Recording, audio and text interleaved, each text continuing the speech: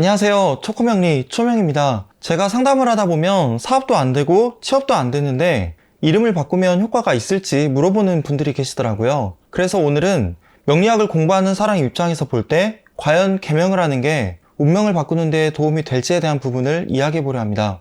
결론부터 이야기하면 저는 계명을 하는 게 일부 도움은 되겠지만 어쩌면 부정적인 효과가 더 크다고 보고 있어요. 이유는 국내 장명소들에서 사용하고 있는 여러 장명법들을 살펴보잖아요. 그러면 학문적인 근거가 되게 빈약합니다. 그리고 당신이 안 풀리는 건 당신 이름 때문이다. 당신 이름을 바꿔야 된다. 라고 겁박하는 용도로 장명법이 사용되는 측면이 높다고 보고 있거든요. 오늘 영상은 내가 너무나 안 풀려서 철학관을 찾아갔어요. 그런데 거기서 당신 이름이 문제라고 이름을 바꿔야 된다 라는 이야기를 한 번이라도 들은 적이 있다 라고 하는 분이라면 꼭 끝까지 시청해 주시면 좋겠습니다. 오늘은 국내 철학관들이 계명을 권하는 이유, 장명의 원리, 그리고 국내에서 쓰이고 있는 장명법들의 문제와 한계 등을 비판적인 관점에서 한번 다루어 보려고 해요. 제가 영상 중간에 실제로 계명을 권하는 게 어쩌면 도움이 될 수도 있겠다 싶은 분들의 사주도 소개해 보려고 합니다. 그리고 명리학을 공부하고 있는 저희 입장에서 국내 장명소들에서 사용하고 있는 여러 장명법들하고는 아무런 상관없이 제가 제 딸의 이름을 지었거든요. 대한민국에서 유일하게 제 딸만 이 이름을 쓰고 있어요. 제 딸의 이름을 제가 어떻게 지었는지도 짧게 소개해 보도록 하겠습니다. 자, 그러면 오늘도 들어가 볼까요?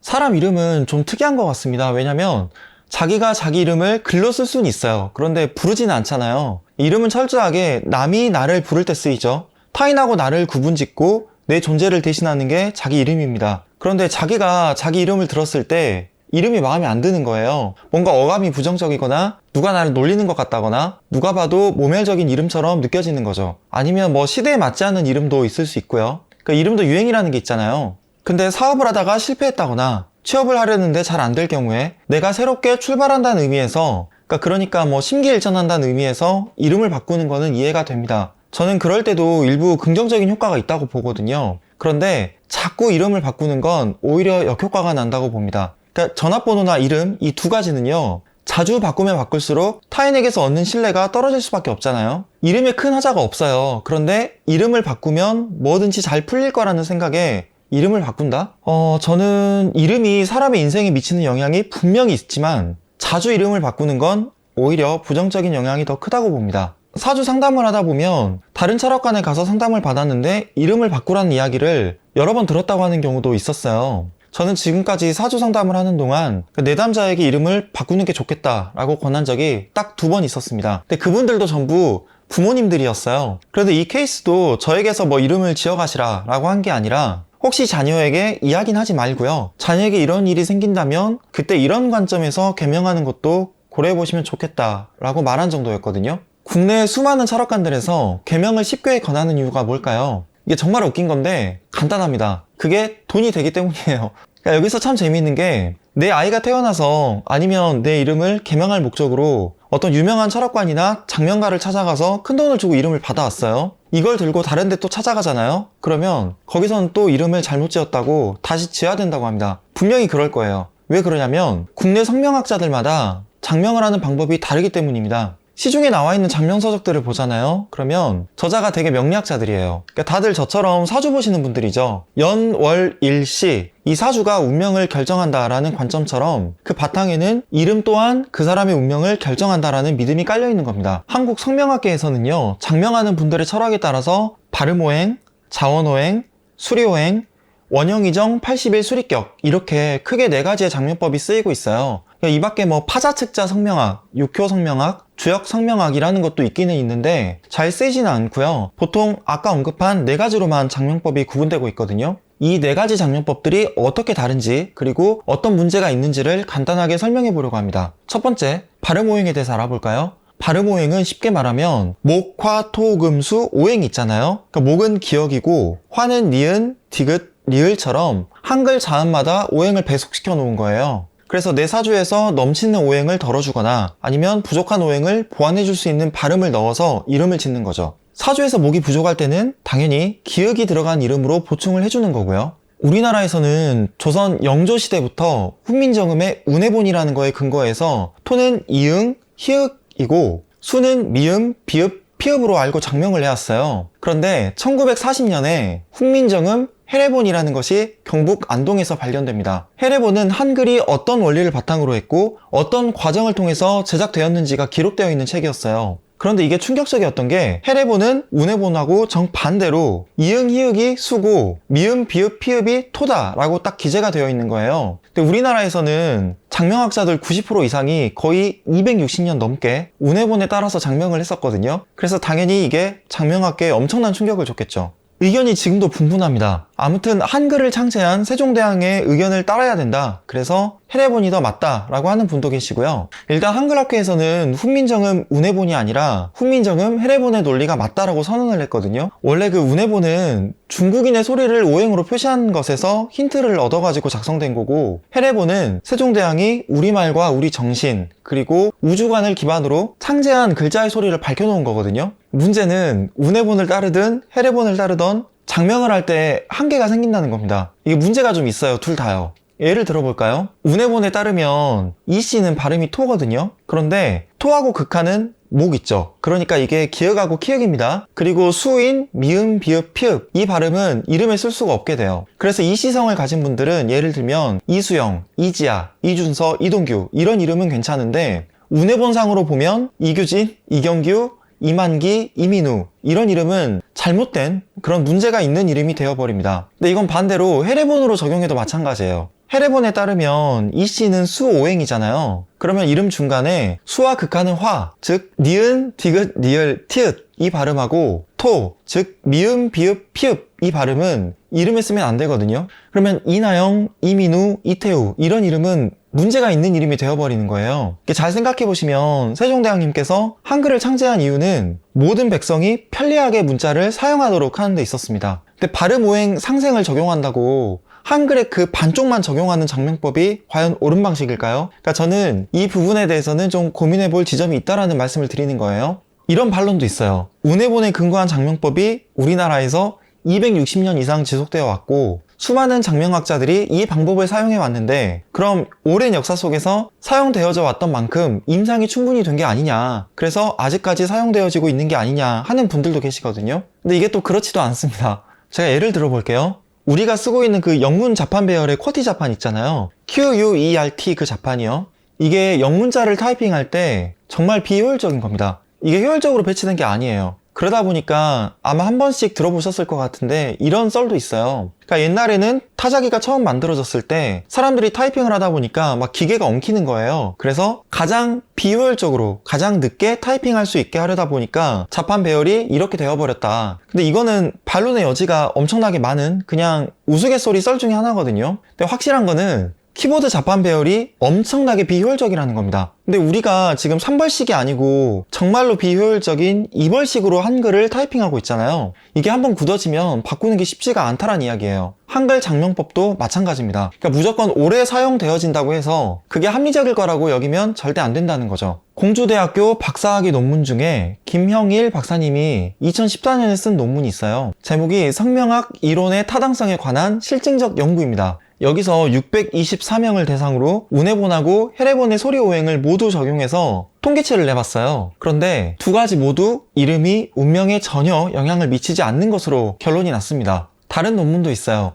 이종훈 박사님이 2017년에 쓴 논문인데요. 훈민정음 한글 발음의 성명학 적용 문제점 고찰 및 대안 제시라는 제목의 논문입니다. 이걸 보면 그 대법원 임명용 한자들이 있잖아요. 거기에 발음 오행을 적용하잖아요. 그러면 두 글자 이름은 40%까지, 성씨까지 포함하면 60%까지 사용할 수 없는 이름들이 나와요. 그러니까 발음 오행 장명법이 어떻게 보면 한글의 활용과 발전을 저해하는 좀 불합리한 행위가 될 수 있다고 보여진다라는 겁니다. 그러니까 저는 발음 오행만이 장명법에 있어서 꼭 정답은 아니다라는 말씀을 드리고 있는 거죠. 그 대기업 회장 중에 돌아가신 분도 계시지만 발음 오행을 적용해 보잖아요. 그러면 이병철은 토, 수, 금이라서 상극이고, 이건희도 토, 목, 토라서 상극이고, 정몽원, 김우중, 구자철, 신격호 이분들 전부 다 상극이거든요.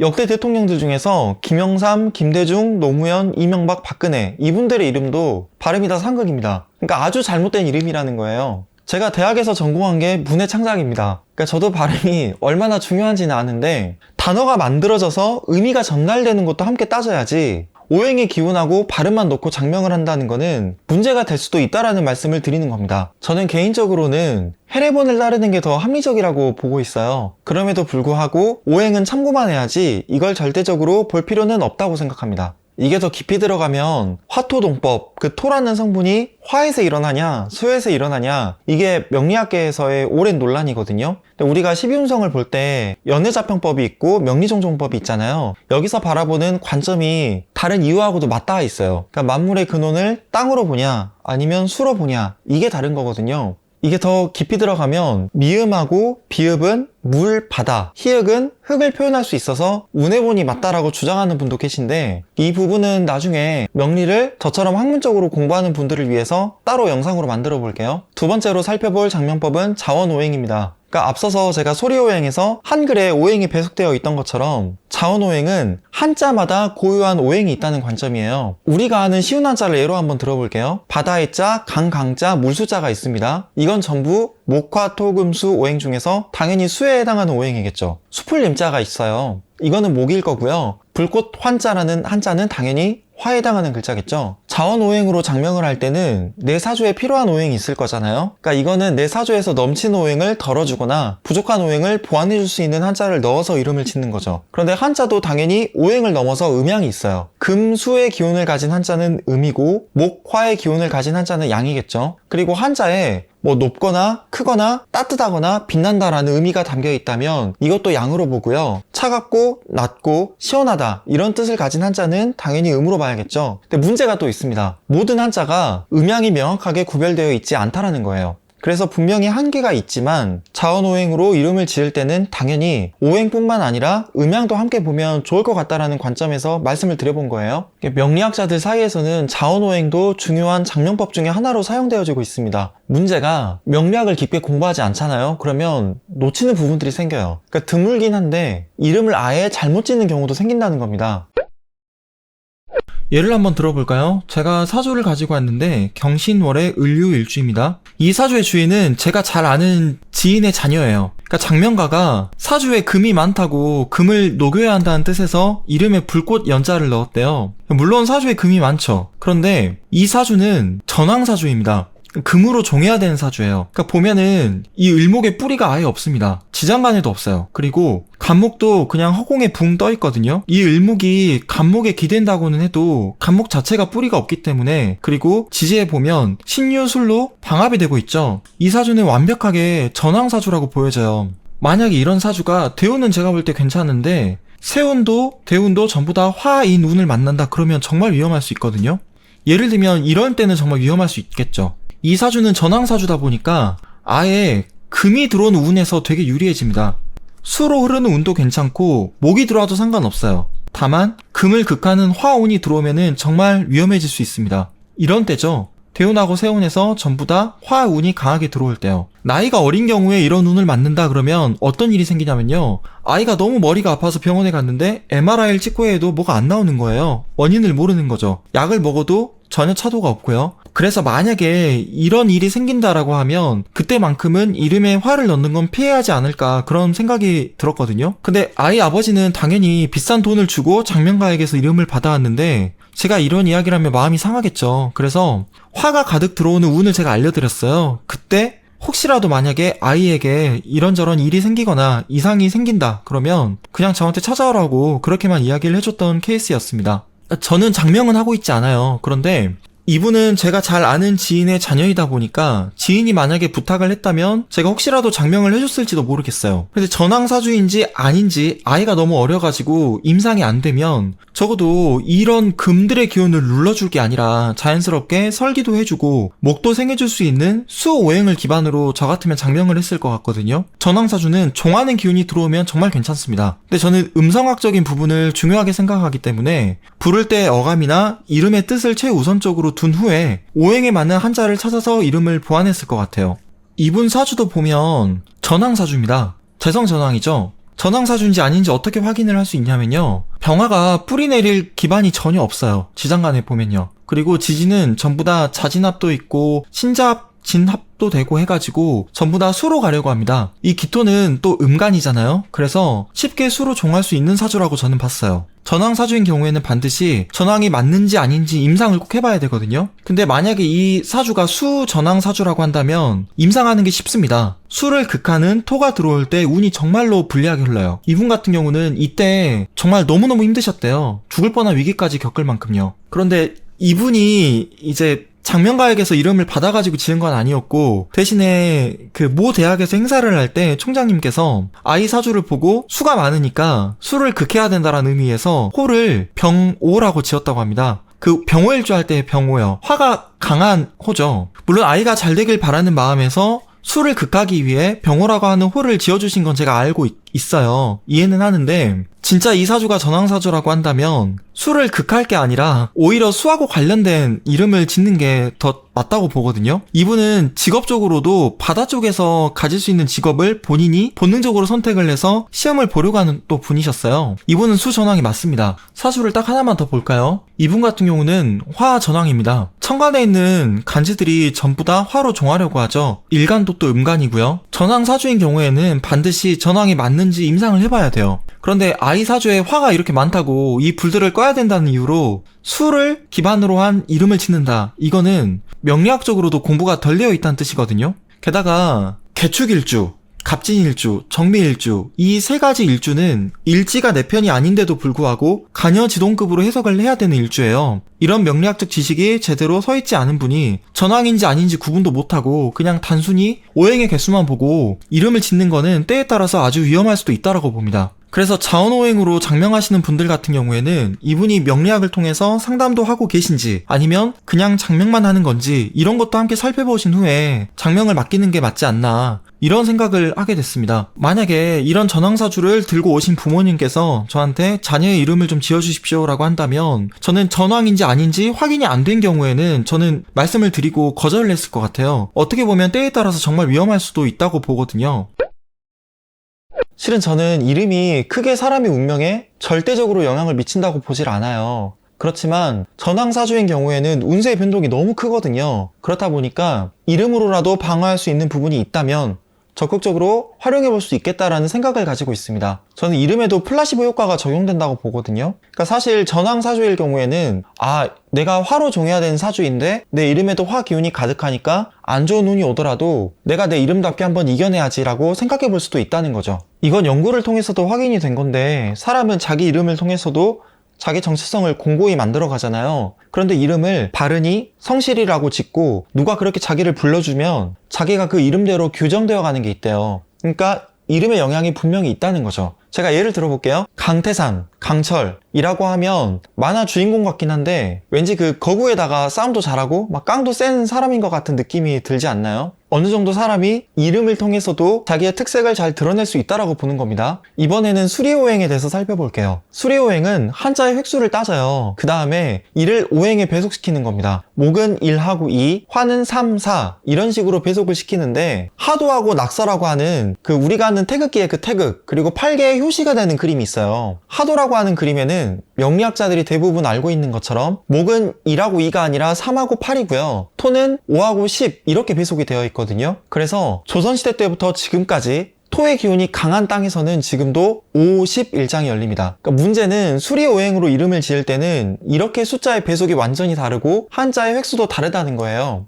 이것도 학자들마다 견해가 다르다는 거죠. 저는 논란의 여지는 있지만 발음오행이나 자원오행에는 어쩌면 더 좋은 이름을 짓기 위한 장명가들의 노력이 담겨 있을 수 있다고 봅니다. 그런데 다른 건 몰라도 이번에 말씀드릴 그 원형이정 80일 수리격 이거만큼은 진작에 폐기되었어야 할 장명법이라고 봐요. 제가 세게 비판하면 원형이정 80일 수리격으로 장명하시는 분들은 철학도 없고 장명가로서 문제가 많다고 생각합니다. 이 장명법은 우리나라에서 전통적으로 쓰였던 장명법이 아니에요. 그냥 일제강점기 시대에 일본에서 건너온 일본식 장명법이거든요. 이게 일제의 잔재입니다. 일제 통치 하에서 일제가 우리 국민의 이름을 강제적으로 일본식으로 개명하도록 했잖아요. 왜냐? 이름은 그 사람의 정신을 담고 있기 때문에 이름을 뺏어서 우리 민족의 정신을 말살하려고 한 거죠. 일제가 우리 민족 정신을 말살하기 위해서 우리말도 못 쓰겠잖아요. 그때 일본에서 유행하던 게 쿠마사키 게노라는 사람이 만든 수리성명학이에요. 이게 창씨 개명이 시작되면서 한국에 수입이 된 겁니다. 우리나라는 원래 이름 자체에 좋은 뜻을 담으려 했거든요. 일본은 아니었어요. 좋은 이름을 지을 때 옛날이나 지금이나 전통적으로 획수를 중요시합니다. 원형이정이라는 게 주역에 원형이정이라는 개념이 있어요. 그걸 차용만 한 거지 실제 관련은 전혀 없고요. 단지 1세부터 20세까지는 원격, 21세부터 40세까지는 형격, 41세부터 60세까지는 이격, 61세부터 그 이유는 전격이라고 해서 이름의 연령대를 대입해서 운명의 기륭을 나누어 놓는 거예요. 이게 각 자리마다 81가지의 수마다 기륭이 딱 정해져 있습니다. 여기서 더 나아가서 21, 23, 32, 33, 38 이 획수의 경우에는 남자한테는 길한데 여자한테는 흉하다고 하거든요. 근데 이게 근거가 없어요. 제가 이 영상 설명란에 링크를 하나 남겨놓을 건데요. 거의 10년 훨씬 전에 대구 MBC에서 경술국지 100주년을 맞아 만든 다큐 영상입니다. 일제의 잔재인 원형이정 80일 수리격을 비판하는 내용이에요. 근데 이 영상이 방영되고 나서 국내 성명학계에서 엄청나게 논란이 일었어요. 요약하면 일본인들은 이름을 한자로 적으면 글자가 4글자입니다. 근데 우리나라 사람들은 성하고 이름을 합치면 3글자가 되잖아요. 보통은요. 그런데 이 일본식 장명법하고 우리나라 장명법하고 안 맞다 보니까 이 장명법을 수입하면서 웃기게도 우리나라 그 이름의 성 앞에 가성이라고 일획을 하나 더 써서 억지로 일본인처럼 4자로 만들어서 이름의 기룡화복을 따져요. 그러면 이 4자 중에 반드시 하나라도 흉수에 걸립니다. 무조건 걸려요. 그런데 철학관에서는 딱 이걸 가지고 이름이 잘못됐다고 이름을 바꿔야 된다라고 하는 거죠. 이게 일본의 에도 시대나 그 앞에 전국 시대에 이미 성을 갖고 있는 무장들 있죠. 쇼군들. 그 사람들 사이에서 쓰였던 장명법인데 일본에서 쿠마사키 게노라는 사람이 이걸 체계화시켜가지고 유행시킨 거예요. 도요토미 히데요시는 총 32획인데 이건 대길수. 도쿠가와 이에야스는 총 38획인데 이건 부기, 번영, 장수를 뜻한다고 해서 역시 대길수로 치고요. 그러니까 이런 식으로 잘 나간 쇼군들의 이름을 획수로 살펴보고 잘 나간 쇼군들이면 길수로 하고 단명한 쇼군들의 이름 획수는 흉수로 그냥 만든 것 뿐입니다. 여기에 무슨 철학이 있어요? 이게 중국의 역학에 영향을 받긴 한 건데 역학이라는 것도 잘 생각해 보시면 자연계의 변화 이치를 설명하라고 하는 거지 길룡을 논하려는 거는 아니거든요. 그러니까 이게 학문적인 근거도 없고 이걸 억지로 우리나라에 가져와서 성명학계에서 많이들 지금도 쓰고 있다고 하는데 전 이건 좀 아니라고 봅니다. 임진왜란 당시에 일본군 장수였는데 우리나라로 항해했던 분이 있어요. 김충선이라는 인물이거든요. 이분은 선조가 이름을 지어줬는데 수리성명학으로 따지면 완전 흉수입니다. 그러니까 조선시대에는 이런 게 안 쓰였다는 거예요. 이름이 신하에게 이름을 줬어요. 상으로. 그런데 수리성명학으로 준다고 하면 당연히 흉수는 피했을 거잖아요. 원형 이정 80일 수리격에서는 한자 이름의 획수를 총 81가지 획으로 적어두는데 그 절반이 흉수입니다. 그럼 뭔가 잘 안 풀려서 찾아온 사람이 있다고 칠게요. 당연히 그 사람의 이름에서도 꼬투리를 잡을 게 무조건 생긴다는 거죠. 그러니까 고작 이런 이론을 가지고 지푸라기 하나라도 붙잡고 싶어하는 사람에게 당신 이름이 문제였다고 이름을 바꿔야 된다라고 하면 저는 그건 사기나 겁박이라고 보거든요. 제가 생각하는 좋은 이름의 기준이 있습니다. 그게 뭐냐면 좋은 이름은 세련되고 음감도 좋고 내가 듣기도 좋고 남이 나를 부를 때도 부르기 쉽고 게다가 이름의 뜻까지 좋으면 더할 나위 없겠죠. 음양의 배속이나 오행의 순환 이거는 그 이후의 문제입니다. 물론 한자를 쓴다고 하면 대법원이 선정한 임명용 한자에 부합하는지 아니면 불용 한자는 아닌지 미풍양속을 해치거나 타인에게 불쾌감, 혐오감을 주는 이름은 아닌지 이것도 함께 따져봐야겠죠. 모든 부모들이 자식이 태어나면 자식이 바르고 예쁘고 건강하게 잘 자라길 바라는 마음을 담아서 누구나 좋은 이름을 지어주기 위해 노력할 거라고 봐요. 저 또한 그랬거든요. 그런데 성명학 어플이나 프로그램들이 운해본의 바탕을 두고 있구나 아니면 80일 수리성명학적인 부분도 차용하고 있다 보니까 이런 부분들에 대해서 잘 모르면 그러니까 장명론들의 배경이나 이론적 근거 등에 대해서 잘 모르는 분들은 장명론적인 방법들로 따지고 보면 이름을 잘못 지을 확률이 아주 높다고 보거든요. 그럴 수밖에 없겠죠. 그럼에도 불구하고 전 아무런 문제가 없을 거라고 봅니다. 왜냐면요. 자식이 잘 되길 바라는 부모의 마음이 자식이 앞으로 커가는데 더 좋은 영향을 미칠 거라고 믿고 있기 때문입니다.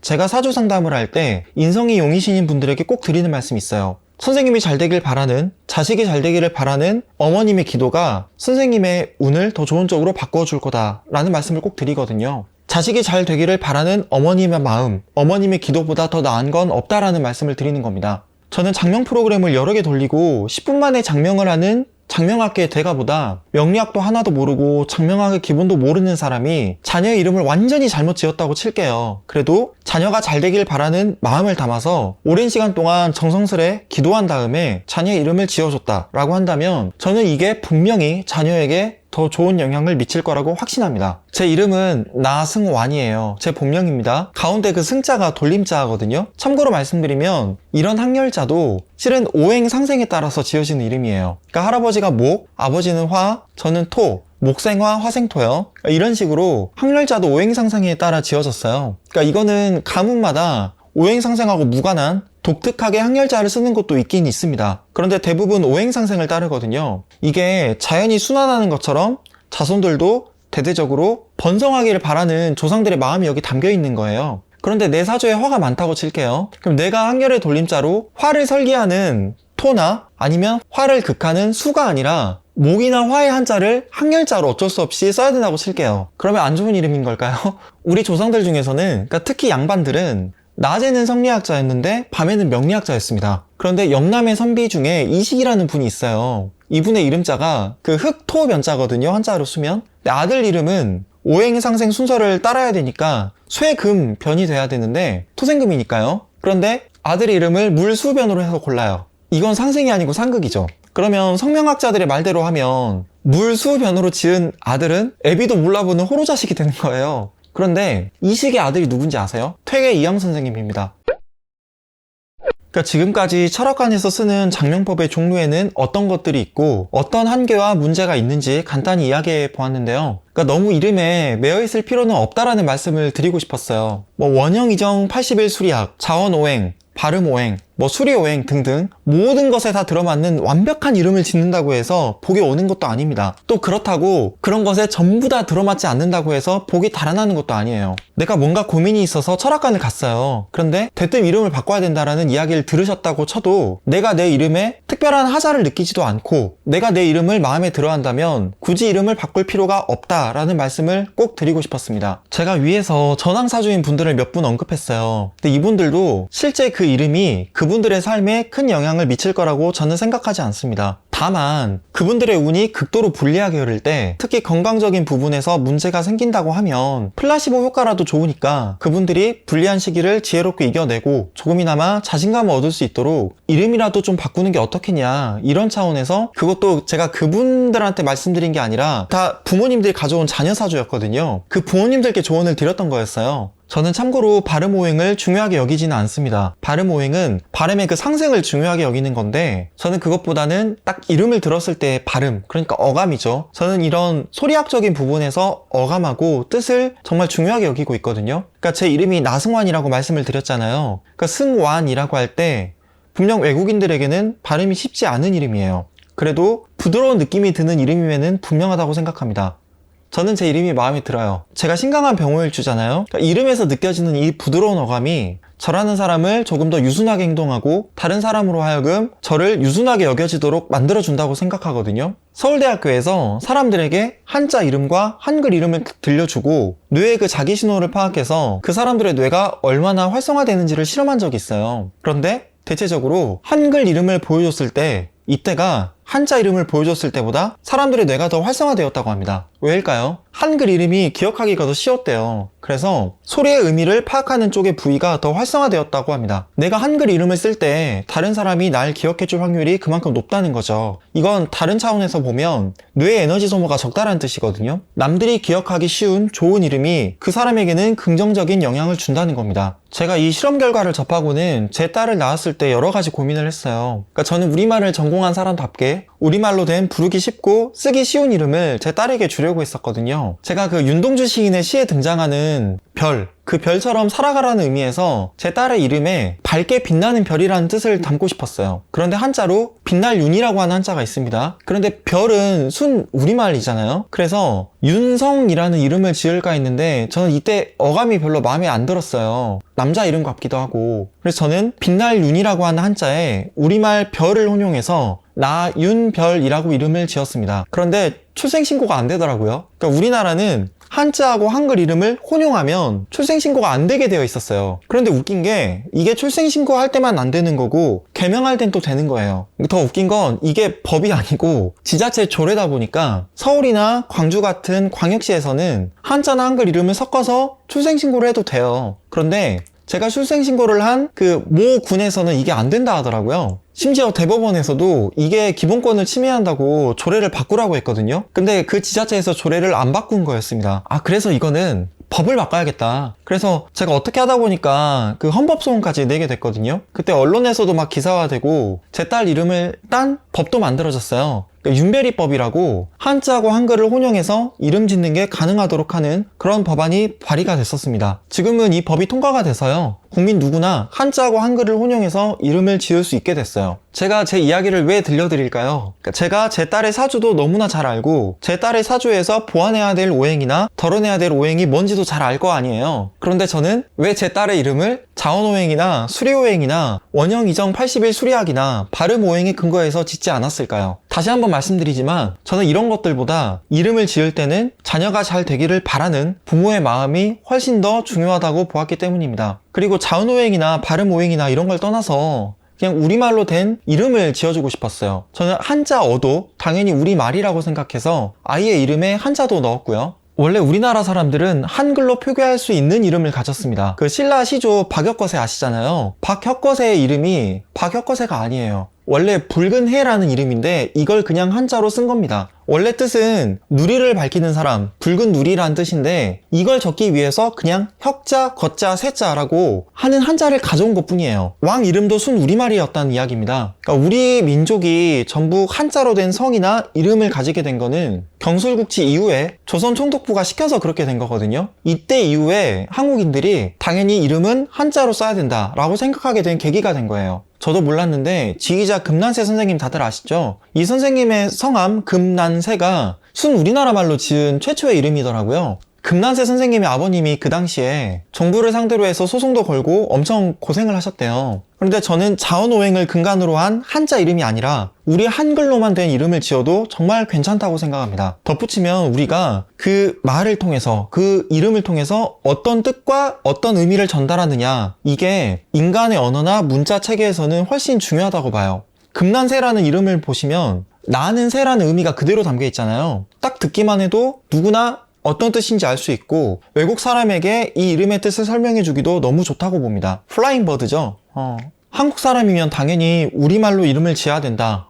중국의 한자로 중국식 이름을 짓는 건 부끄러운 일이다 라고 주장하는 분도 계세요. 더 나아가서 한문으로 된 성씨까지도 폐기하자라고 하는 분도 계시거든요. 그러니까 제가 이분의 생각에 동의하진 않지만 어쨌든 이분은 실제 박씨였는데 본인이 박혁거세의 후손이다, 밝다 라고 할 때 그 밝으로 성을 바꾸셨어요. 저는 한자 혼용주의자입니다. 그러니까 한자어도 당연히 우리말인 만큼 한글, 한자 둘 다 이름을 지을 때 당연히 써도 된다고 생각하고 있고요. 더 나아가서 제 아이에게는 다른 학원은 모르겠는데 제가 한문학원만큼은 좀 일찍 보내려고 해요. 정리하면 저는 한자로 이름이 지어져 있든 한글로 지어져 있든 그 이름이 자원오행이니 발음오행이니 원형이정 수리성명학이니 이런 장명법에 기반되어 있든 말든, 그래서 그 장명법이 잘못되어 있다고 하더라도 뭘 해도 안 되는 이유를 굳이 이름에서 찾으려고 하지는 말자라는 말씀을 꼭 드리고 싶었습니다. 이름을 지을 때 한자 이름이나 일본식 장명법이라는 그 틀에 너무 갇혀있으면 안 된다고 봐요. 우리에게는 이미 좋은 뜻을 쉽게 적고 쉽게 불러줄 수 있는 우리말과 우리글 이름이 있습니다.